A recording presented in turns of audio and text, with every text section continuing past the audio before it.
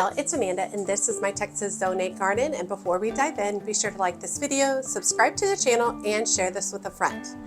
Okay, so today we are going to do a few more fall annuals for my friend Kristen. We're going to start them from seed. We still have time. You still have time to get these going. I've been growing all of the fall annuals that I need for my garden beds and for my containers. I've been growing them all from seed, and I started them now. I started them during the summer so that they have time to grow on and they're ready to go for the fall.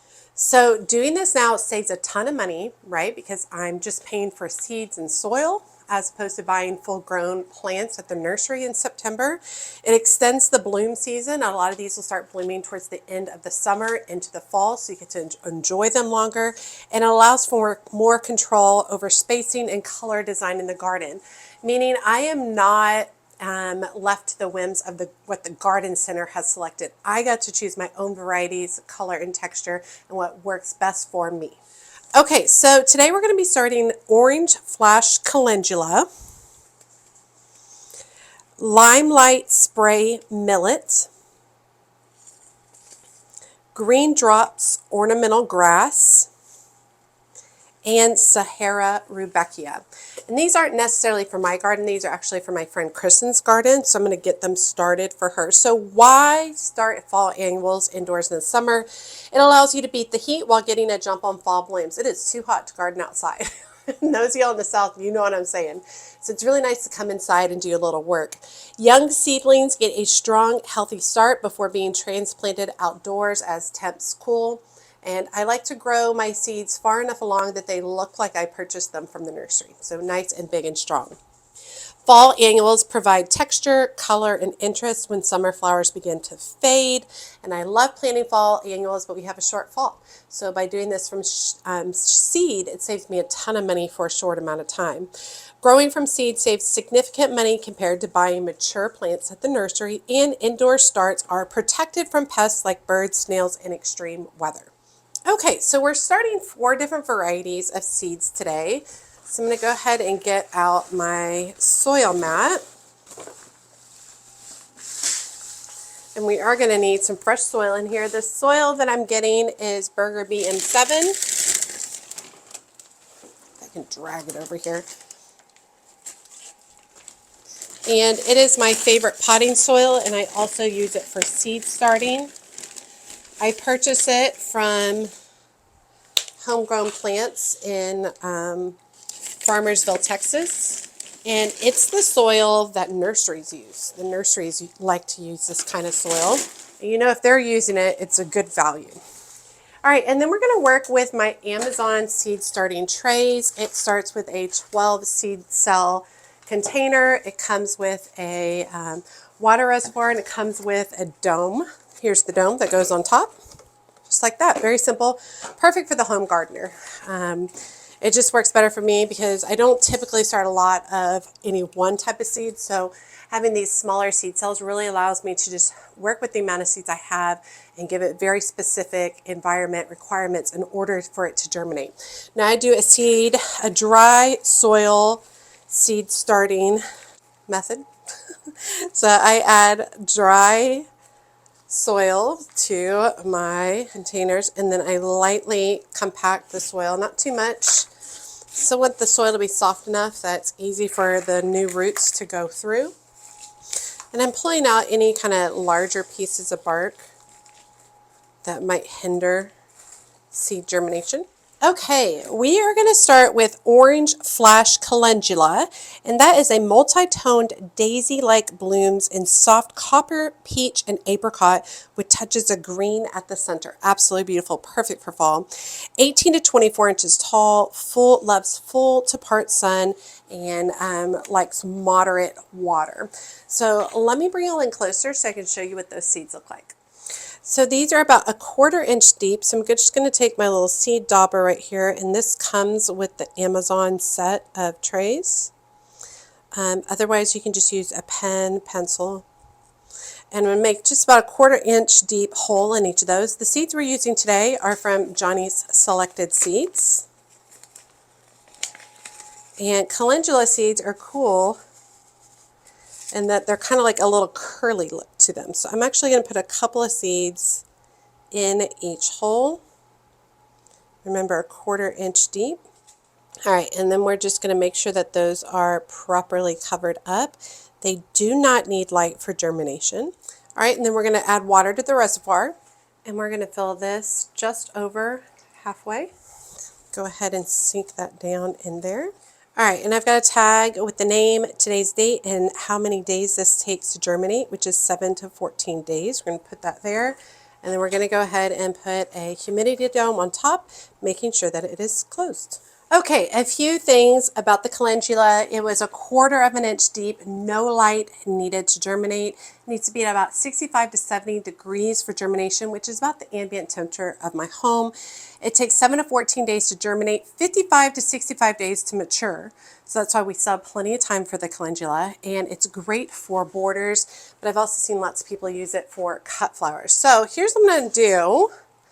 I'm actually going to end up putting it up here, and then at the end, once I'm done sewing all of them, I'm going to turn the light off up here. I'm not going to turn it off right now because it messes with the whole lighting in here, but we'll turn the light off up here so that this one will be in dark while it's germinating. Okay, next we've got the Limelight Spray Millet, and it is a bright chartreuse green plumes with soft feathery texture, striking filler for garden beds and arrangements. I love any kind of grasses for the fall. 30 to 36 inches tall, loves full sun, and is low to moderate in its watering needs and excellent as a drought-tolerant plant. Now, we're going to go ahead and do the other ornamental grass because they're both planted the same way. So the next ornamental grass is Green Drops Ornamental Grass. It is a fine, airy foliage with tiny, rounded green seed heads that create a soft floating effect, adds gentle movement and volume to gardens. 24 to 30 inches tall, loves full sun. And let me go ahead, we're going to pull out 2 more trays, and then I'm going to bring y'all closer to show you what the seeds look like. Okay, both of these are about a 1/4 inch deep, so I'm just going through once again with my dauber and making a little hole in the soil. And the Limelight Spray Millet is also from Johnny's Selected Seeds. It's just these tiny little seeds. So we're going to put a few in each of the holes. All right, and then I'm just going to gently cover those over. All right, and then we'll do the Green Drops, which is also from Johnny's.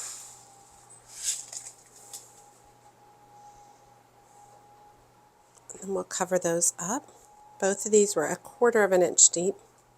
Okay, and then we'll pull out 2 water reservoirs and we'll fill those about 50% of the way.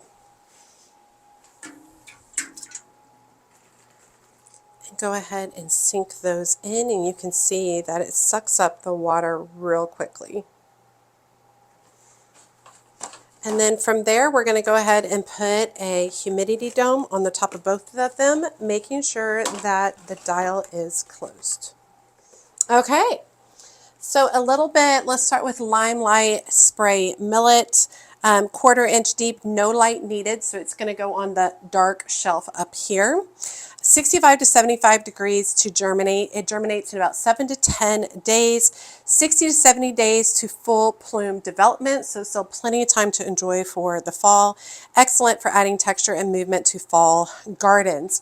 And for the Green Drops Ornamental Grass, also a 1/4 inch deep, does not need light to germinate. 65 to 75 degrees to germinate, 7 to 14 days to germinate. No light needed. Perfect soft filler for bouquets and borders, provides airy structure to the fall garden. So those are going to be absolutely beautiful. And what we'll end up doing, like I said, once I'm done, is I'll just come and turn this light off above it so that it has a better opportunity for germination. Okay, the last one we're working on is Sahara Rebecca, and I actually started Rebecca a while ago, so I'm a little behind on this, but it is what it is, so we're going to go for it. It is a stunning multi-tone blooms in soft peach, terracotta, rose, gold, and mauve with dark centers. Each bloom is uniquely colored, about 18 to 24 inches tall, and loves full sun. So let me bring y'all in closer and show you what those seeds look like.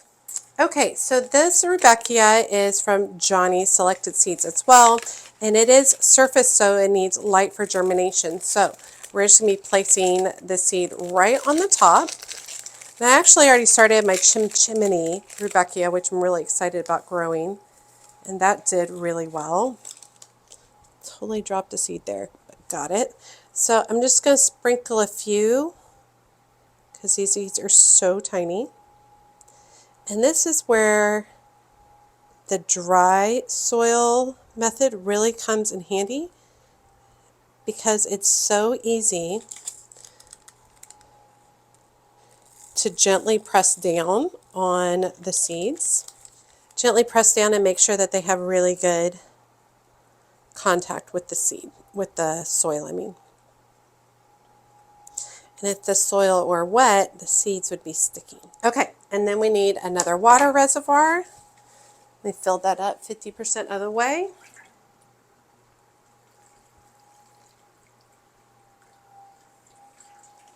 And we'll put our tag and then we'll put our lid on, making sure the dome is closed. Okay, a little bit about the Sahara Rebecca. It is surface sow and it must have light to germinate. I suggest minimum 12 hours of light per day. Mine get 14. It needs to be at 65 to 70 degrees to germinate, which is the ambient temperature of my home. It takes 7 to 14 days to germinate, 90 to 100 days to maturity. So that would put us August, September, October. You could harvest these at the end of October, which would be lovely. They are very heat tolerant, long lasting, and a florist favorite for its particularly interesting color palette. And since these need light to germinate, they're going to go on this shelf down here, just like that. So let me show you. I'm going to turn this other shelf off. So now those will have darkness while they're germinating, but then down here the Rebecca has the light it needs. Okay, excited about that. That is officially, finally, I'm done with all my fall annuals, getting started, and pretty psyched to do that. Still have some other seeds I want to start, and I'll talk about those in a minute. Aftercare and transplant. As these begin to sprout, specifically these ones that are in the dark, as soon as they sprout, you need to move them to the light. And they need minimum 12, 14 hours of light per day. So once again, as soon as they sprout, move them to the light. If you leave them in the darkness, they will reach and get all wonky and wiry and they won't do very well. Once 50% of the seeds have germinated within your containers, just remove the dome and allow airflow at that point in time. And then I get this question every time, how often and how much do you water? Y'all, it is just a crapshoot for me to tell you what a specific amount is. It doesn't work that way. You need to check your seeds every day. You need to check your seedlings every day. Check and see, is humidity built up in the dome? Does it look like it's doing okay, or does it look too dry? Are the seeds dry? Is the container light compared to, like right now, it feels pretty heavy because it's got the water in. Does it feel light? That means it needs to be watered and you need to water at that point in time. It's going to be different for everybody because we all have different temperatures, environments, and humidity levels wherever we're growing our seeds. And then before you transplant these outside, you need to bring them outside about 7 to 10 days prior to wanting to transplant and allow them to harden off outside in partial shade. And they should be good to go. Okay, so I've got a few more seeds that I am going to be starting, particularly another set of perennials, including 2 varieties of Scabiosa, some pink petticoat columbine, some marvelette blue calamintha. I'm also going to be starting some hardy annuals, including foxglove, several varieties of foxglove, including peach Dalmatian hybrid, Sutton's apricot, Summer King strawberry, which will be beautiful.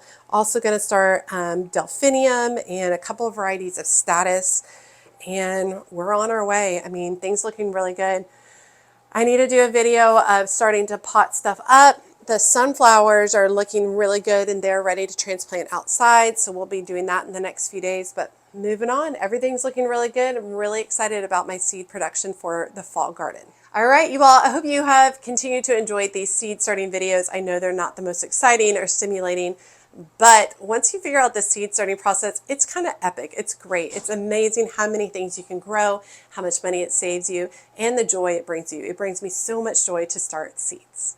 All right, you all, as always, make sure you like and comment on the video. Every time you like and comment, it helps grow the video so much, as well as my channel. If you don't feel comfortable leaving a comment, just drop me an emoji below, letting me know that you made it to the end of the video and you say hi. And be sure to check me out in my Patreon community. The link is in the video description below. It is all things She's a Mad Gardener, all things gardening. It's a really fun group of people. There is a free level that you can join in, and then there are additional paid tiers. The higher up you are in the tiers, the more access you get, including exclusive videos as well as group chats and sharing photos. As always, she's a mad gardener or a decorator or anything else that she wants to be. Thanks, y'all.